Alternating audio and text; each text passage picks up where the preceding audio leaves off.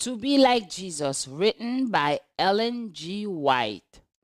Take time to be holy, let him be thy guide, and run not before him, whatever betide, in joy or in sorrow, still follow the Lord, and looking to Jesus, still trust in his word.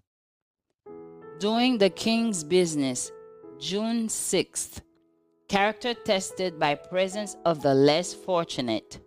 When you reap your harvest in your field and forget a sheaf in the field, you shall not go back to get it.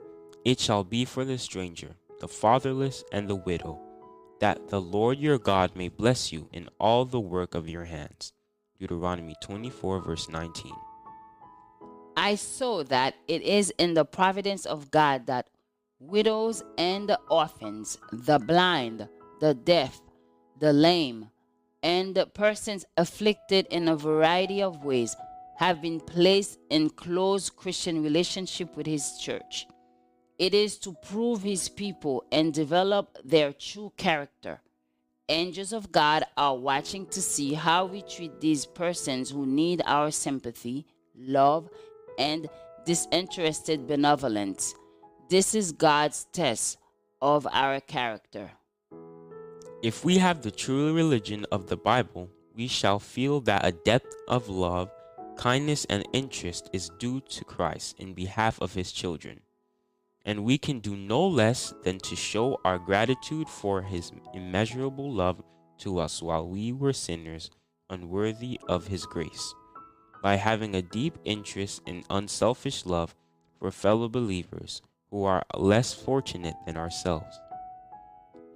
The two great principles of the law of God are supreme love to God and unselfish love to our neighbor.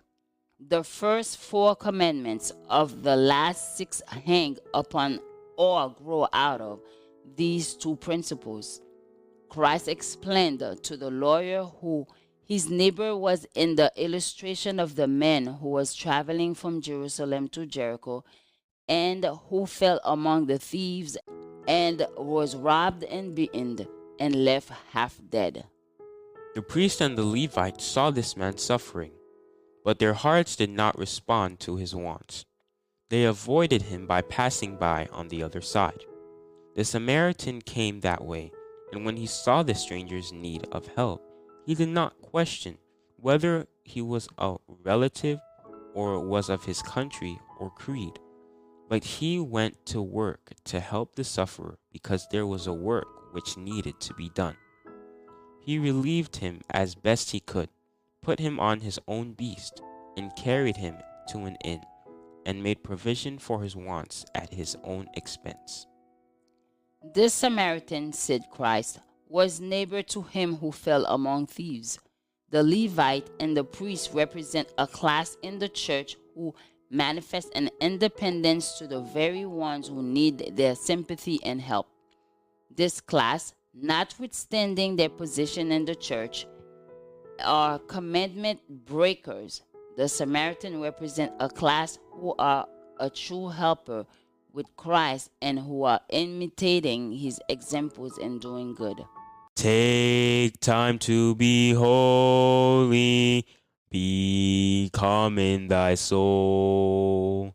Each thought and each motive beneath his control, thus led by his Spirit to fountains of love. Thou soon shalt be fitted for service above. Join us tomorrow for another devotional reading by God's grace.